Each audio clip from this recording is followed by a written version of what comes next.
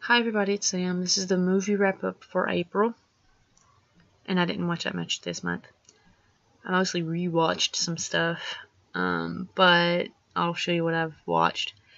I'm going to show you the one that I did not like that I am going to donate to the library first. I'm sorry, I just didn't like it. For those of you who do. Streets of Blood. And the only reason that I even kept this in the first place, my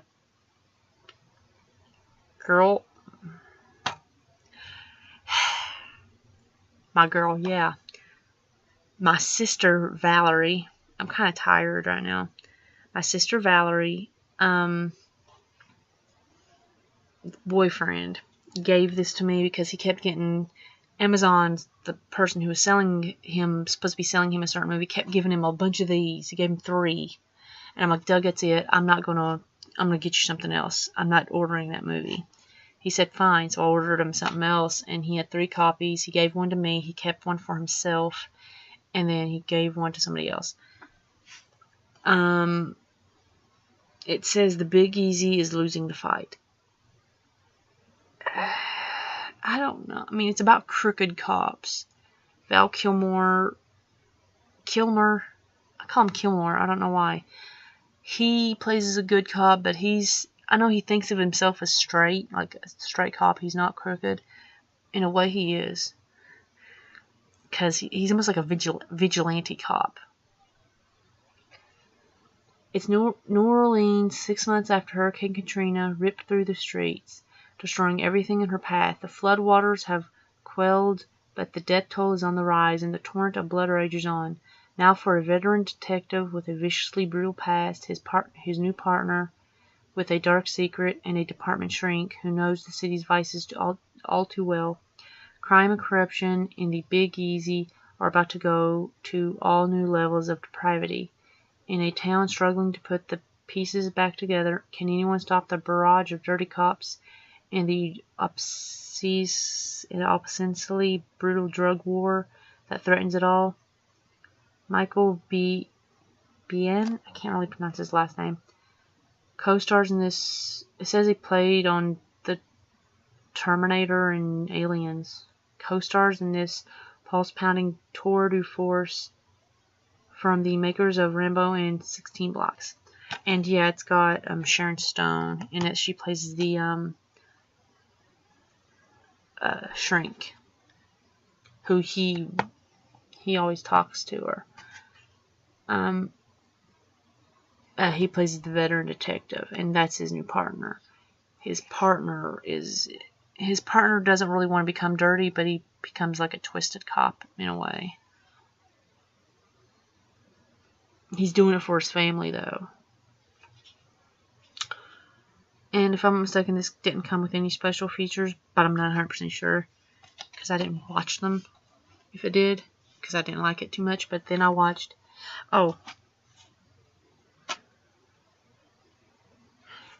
2009. Oh no, I forgot. I was supposed to show you. If I have enough time at the end of this video, I might show you.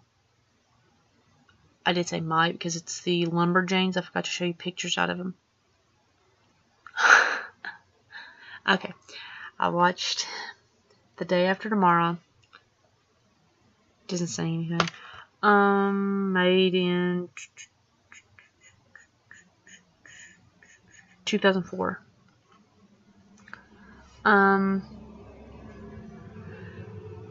In this pulse-pounding action thriller, global warming triggers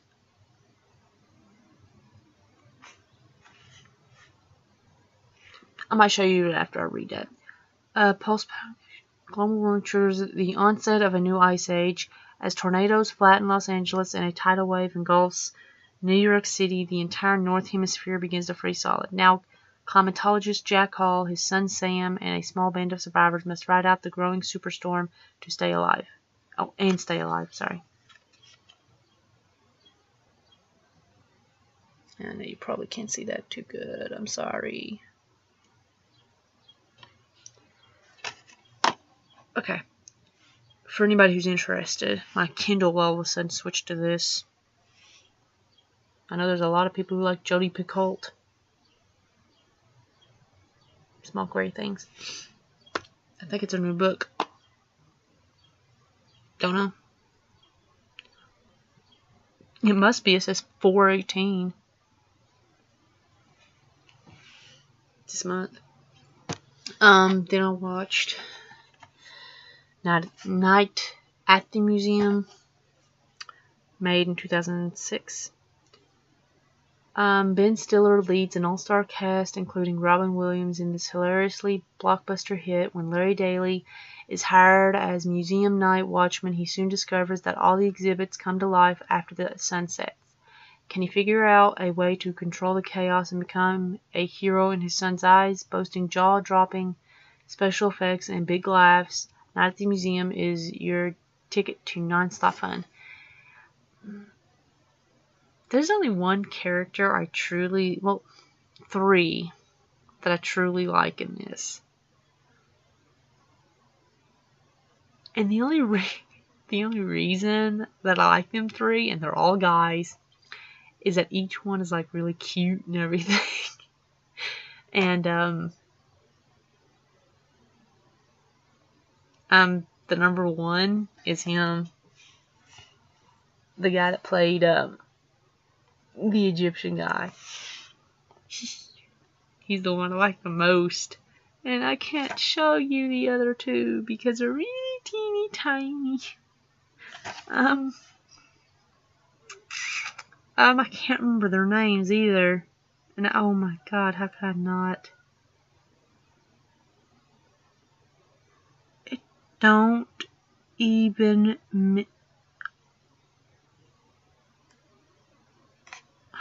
Owen something. Owen Williams? Owen Wilson? Wilson. Owen Wilson. I can't remember the dude that plays the, Owen Wilson? I think that's his name. Plays like the, little bitty, it's supposed to be a figure, cowboy. And the other one that I like is the Roman soldier. The head leader of Roman soldiers. Them 3 are the ones I like, but the Egyptian guy is the one I like the most. I always kind of had a crush on him. Yeah, it's got special features.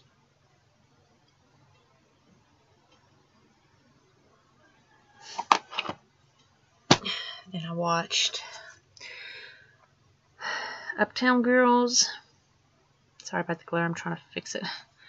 They're about to teach each other how to act their age. I actually found something on the internet. I didn't think. I do not like the story. Whoever wrote it, it was like fan fiction that they wrote. It's like a year later at the end of this video. It's like a year later after this ends. Her and her are still best friends. And she's dating that rock star dude. Can't really see him too good, but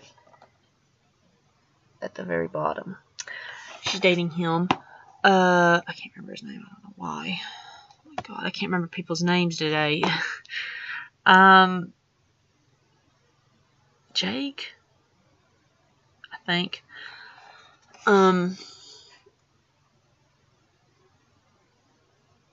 She's with him. She's like some kind of famous fashion designer now.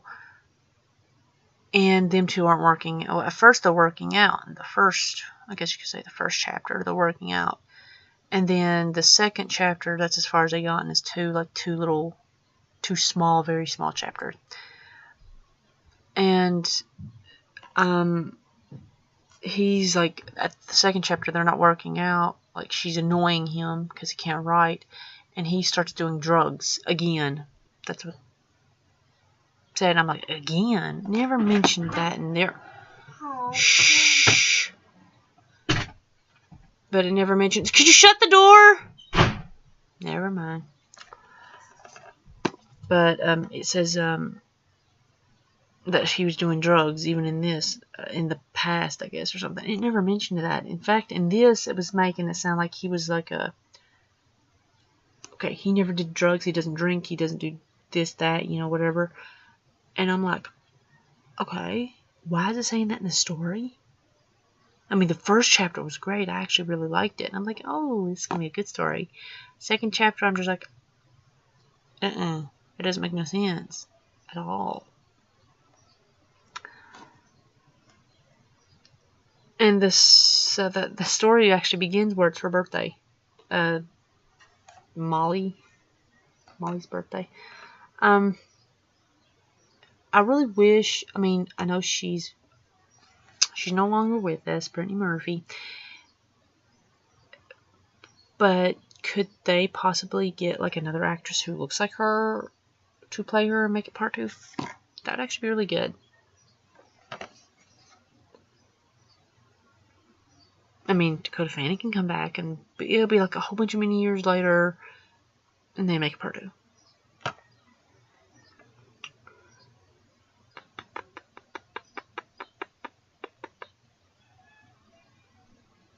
Okay, I'm just going to start it from right here. Molly is a partying rock and roll princess whose money just ran out. Ray is a fussy 9-year-old girl whose last nanny just ran out. Only Ray's way too busy mom could think that hiring Molly would be the perfect setup for both girls, but as this unlikely pair faces everything from control issues, Ray's of course, to temper tantrums, Molly's of course, they discover that sometimes your best friend can come from the place you least expect. What do you want, Patricia? I want to get up. Where's my laptop? Don't mess with it right now. Wait until I'm after I'm done, because you know as soon as you go to hop and grab it, this will go off. Just say it, and I'll hand it to you as soon as I'm done. I promise. I'm almost done. I just got to do 5 videos, okay? 5. I mean, 5 more. Tell them about them. Oh, shoot. This was made in 2003. You almost threw me off. And then I watched The Ginger Dead Man. I'm going to get part 3 first, and then I'll get part 2, because I like part 1 and 3 better. Part 2 is okay, but I didn't really like it. This was made, I don't know whether this is true or not. It's saying 2012, but almost every one of the Full Moon movies that I've ever grabbed, it says 2012, and I don't think all of them could be made in 2012. But it says 2005. That makes sense. I'm just making sure there's no special features before I read. In a quiet small town diner, a deranged patron, Millard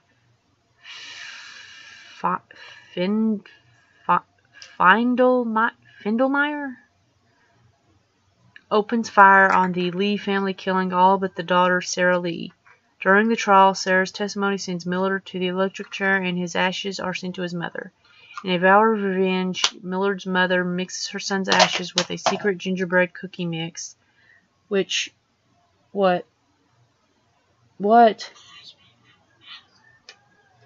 You have to ask your mommy. You're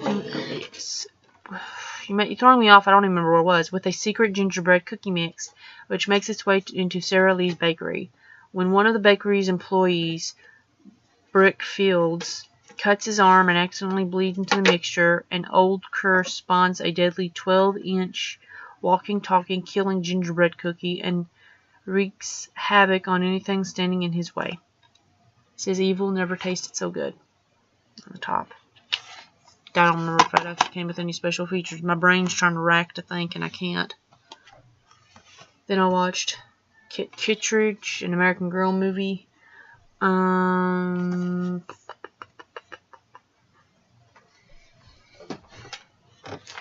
Made in 2008, I think. Either 2006 or 2008. The Great Depression hits home for 9-year-old Kit Kittredge when her dad loses his business and leaves to find work. Abigail Breslin stars as Kit, leading a splendid cast in the first ever American Girl theatrical movie. In order to keep their home, Patricia, I'm just telling him who it is.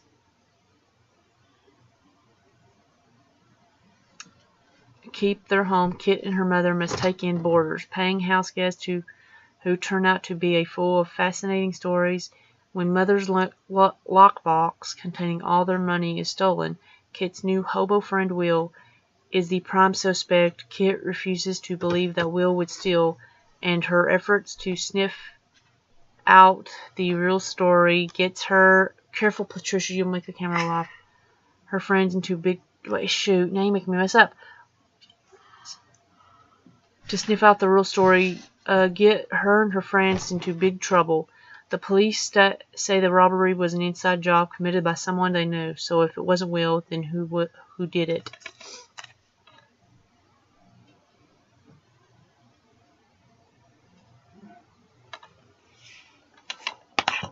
Includes what? Oh, widescreen and full screen. Then I watched The Tower of Terror. It's a Disney movie. Hotel guests check in, but they don't check out. Just 2 more after this. The only thing it's taken me the longest, Patricia, is when I'm trying to find the year it was made. And I can't tell you when this was made. I'm thinking either early 2000s, maybe. I'm thinking 2000s, but it might be even into like the late 90s, but I'm not 100% sure on this one. Huh? I just laid down on it. It sounded like brakes. Pat and gotten your stuff. Please don't get it everywhere. I'm going to fix it in a minute. Blah, blah, blah, blah, blah, blah. Okay, big screen stars Steve Guttenberg and Kristen Dunst encounter a host of haunts in this delightfully spooky mystery. Buzzy Crocker is a hard-luck photojournalist whose unexpected encounter with an old woman leads him to investigate an unexplained, decades-old disappearance. It seems that one Halloween night many years ago, 5 partygoers vanished in the elevator of the Hollywood Tower Hotel, and ever since their ghosts have remained trapped inside the dilapidated old building. In an action-filled story that delivers creepy fun for everyone, Buzzy ultimately teams with his niece to solve the mystery while managing to save their lives and capture the biggest story of the year. I don't already showed them. Thank you. Then I watched Satan's Black Wedding and Criminally Insane, A Blood Marriage of Ghouls, and 250 Pounds of Mechanical Fury. Yeah, you've never watched these. I don't want you to either. Hello? I'm just trying to think if any of these are bad. Yeah, both of them are bad. I wouldn't want you to watch either one of them. Both of them were made in 1975. Satan's Black Wedding. Mark travels to California to unravel the mysterious surroundings his sister's death. He learned that she had been writing a novel about satanic worship and spent a good deal of time at an abandoned church outside of town. When Mark begins seeing her in the company of a creepy-looking priest, he goes to the old church and learns that Satan himself has chosen him and his sister to be wed in unholy matrimony and become the proud vampire parents of the Antichrist. Criminally Insane, a.k.a. Crazy Fat Ethel. Tipping the scales at 300 pounds, Ethel Janowski, Crazy Fat Ethel, had just been released from a mental institution. Ethel is full of repressed rage, but she can't get full no matter how much she eats. When her grandmother locks away the food, Ethel kills the old woman for the keys to the pantry and soon becomes a bloodthirsty mass-murdering monster that will slaughter anyone who gets in the way of her appetite. But what will Ethel do with the corpses that are piling up in the attic? And then I also watched Criminally Insane Part 2. That was made in 1987. That was made 12 years after the first one.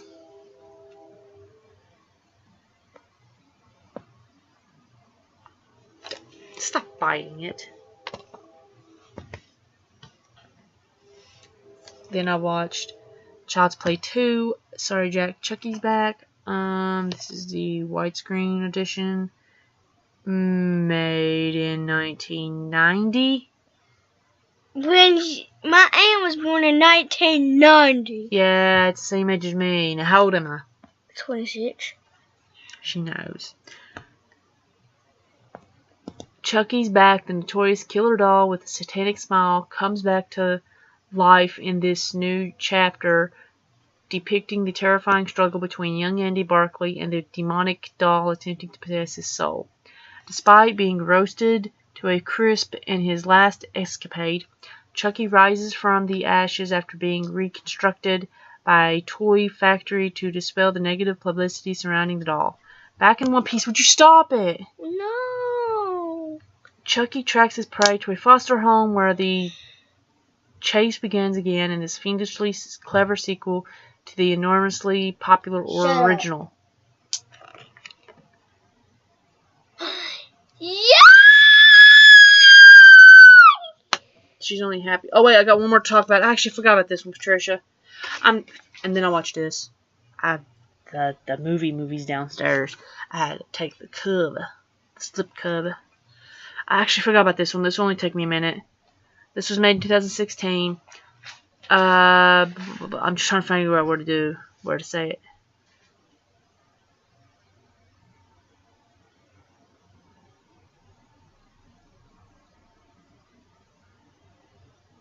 The film that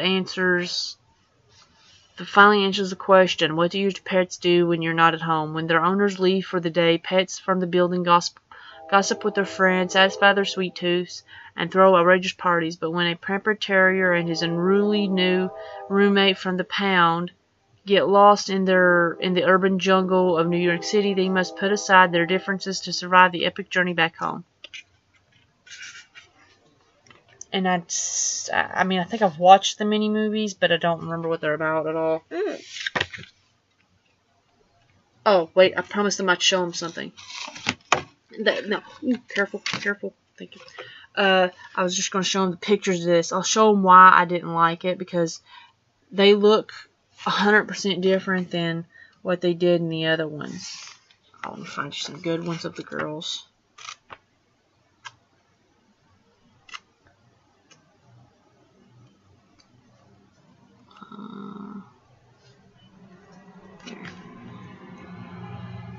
They look similar, but they look so much different. Like somebody else is drawing them, you know? That's why I didn't like this one too much. Okay, that's all I got to show you guys right now, so my niece can get her laptop. Bye. Bye. And this is my face.